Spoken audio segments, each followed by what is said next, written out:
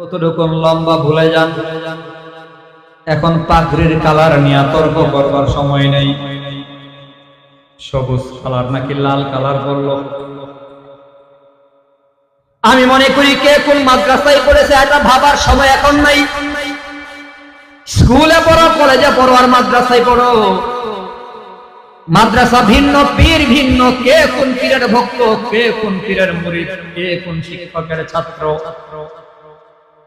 সব ভুলে গিয়ে এখন মনে করা দরকার লা ইলাহা ইল্লাল্লাহ মুহাম্মাদুর রাসূলুল্লাহ। আমি আল্লাহর গোলাম, আপনিও আল্লাহর গোলাম, আমার নবী মুহাম্মদ আপনার নবী মুহাম্মদ। লা ইলাহা ইল্লাল্লাহ মুহাম্মাদুর রাসূলুল্লাহ, এই কালিমায় বিশ্বাসী মুসলমান। নবী বলে আল মুসলিমু আখুল মুসলিম, এক মুসলমান আর এক মুসলমানের ভাই।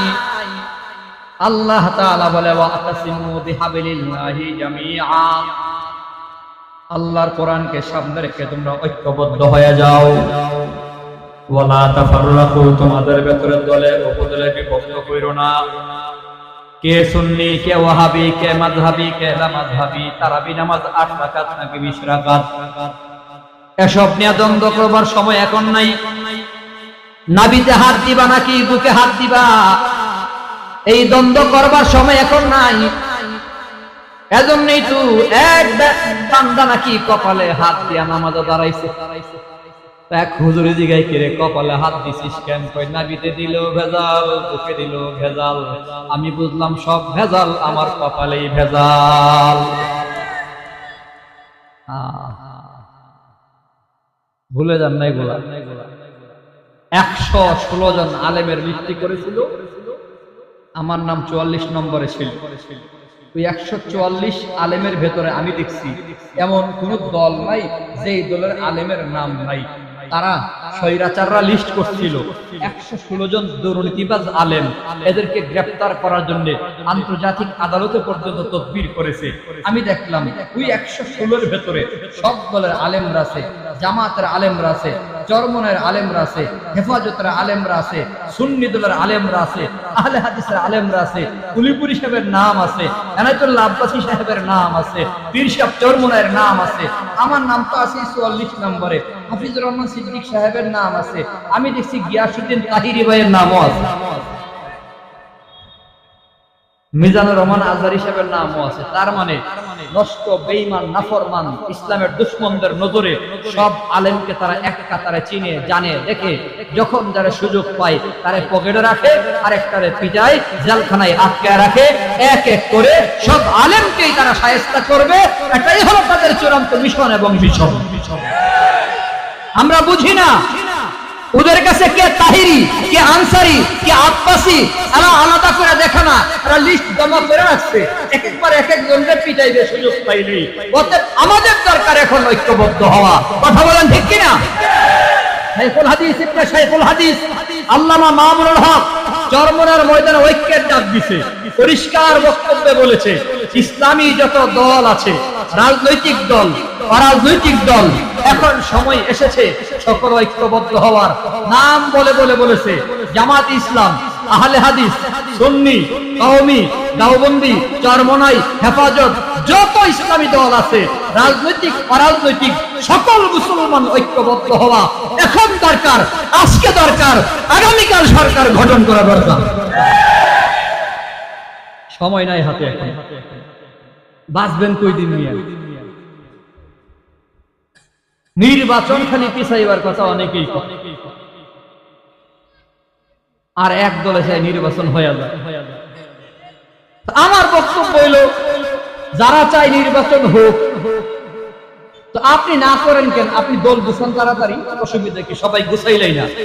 কারণ আমরা 5 ভাই এক হইতে পারতাম না, এই কারণ নির্বাচন পিছানো তো যৌক্তিক না। তাড়াতাড়ি ঐক্যবদ্ধ হওয়া দরকার। যারা নির্বাচন দ্রুত চায় তাদের সাথে সুর মিলাইয়া নির্বাচন দিয়া আমরা এক হইয়া রাজনৈতিক ভাবে ক্ষমতায় যাওয়ার দরকার আছে না নাই? তবে মাত্র 7 মাস হয়েছে এরা বইছে। এত বড় একটা উলট পালট দেশে একটু সময় দেন, সাইড ফাইড কিছু ঠিকঠাক কইরা নির্বাচনটা দিলে নির্বাচনটা সুন্দর হয়। কথা কোন ঠিক কিনা? ক্ষমতায় যান আপনারা, আমগর কোনো হিংসা নাই, বিদ্বেষ নাই।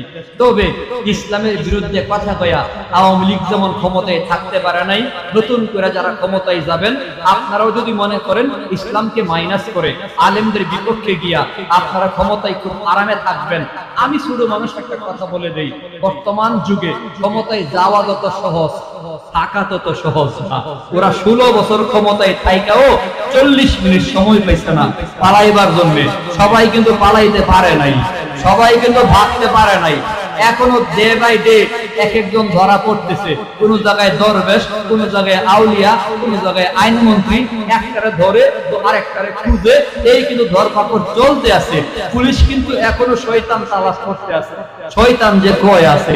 অতএব আমি যেটা বুঝি আর কি, ছোট মানুষ ক্ষমতায় গিয়া যদি লম্পজম্প করেন আর মানুষের উপর জুলুম অত্যাচার করেন, তারা তো 40 মিনিট সময় পাইছে। সামনে যারা ক্ষমতায় আসবেন যদি লম্পজম্প করেন 40 সেকেন্ডের সময় পাইবেন না, কারণ জনগণ সজাগ। হেলিকপ্টারে ওঠার সময় পাইছে, আপনারা জাইঙ্গা করার সময়ও পাবেন না।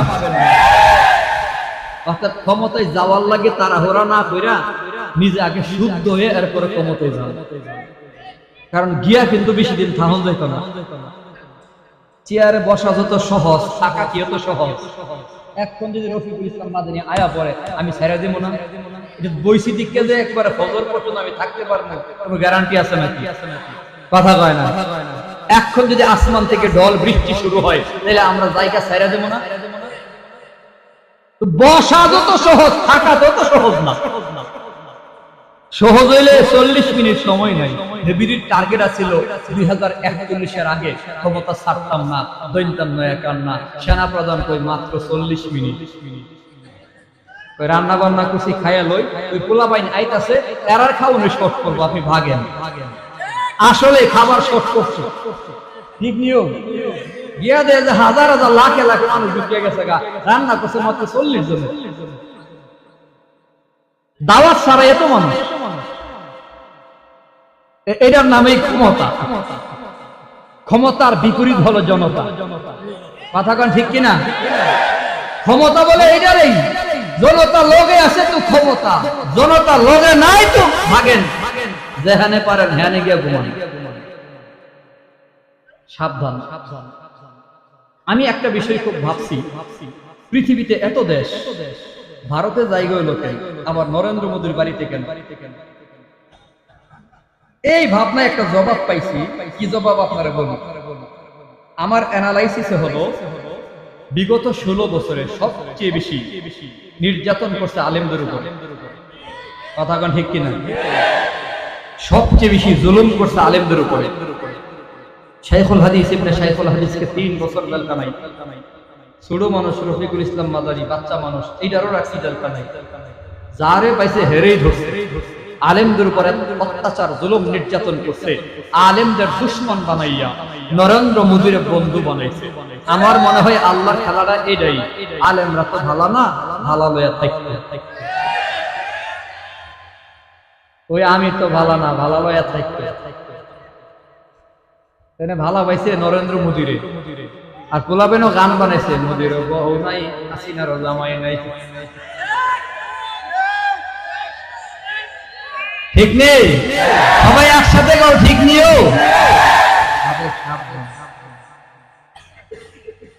এখন আবার দেখি মাঝে মধ্যে মাছ লাগায় 5-7 জন মিছিল করে রাইতের আন্ধারে।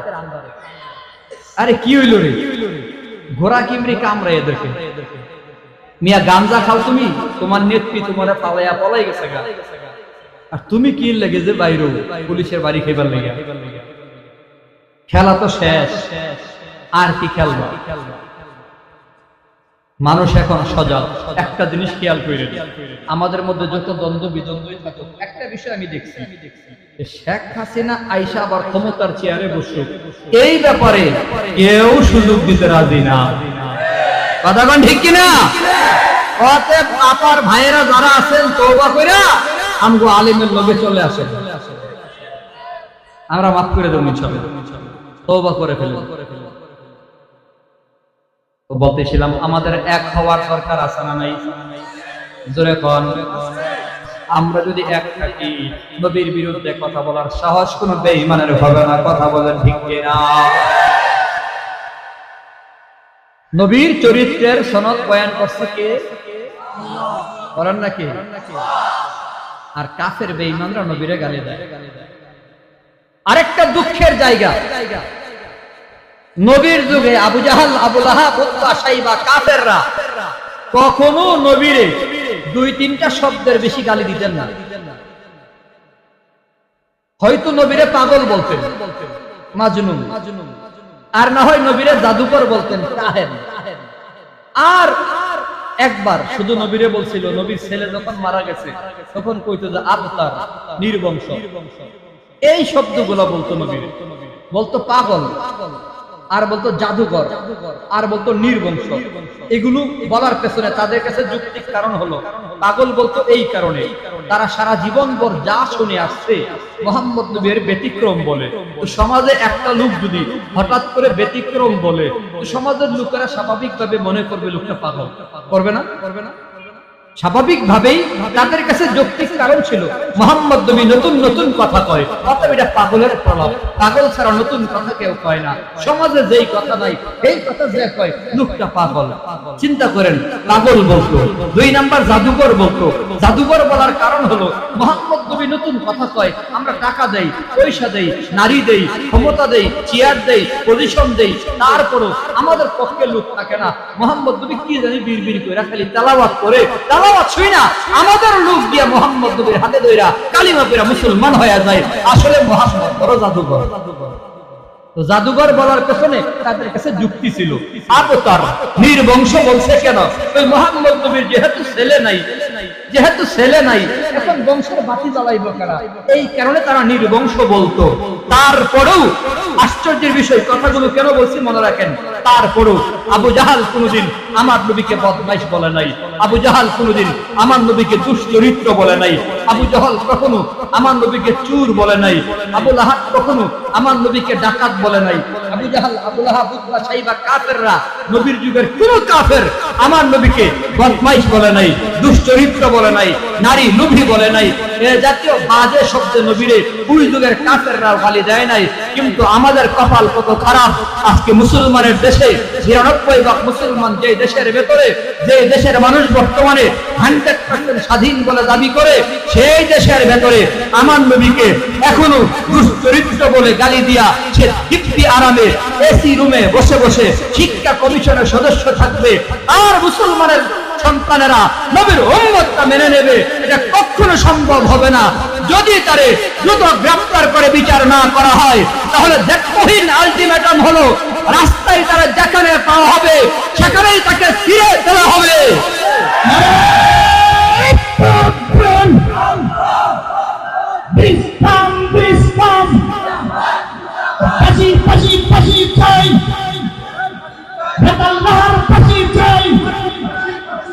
No!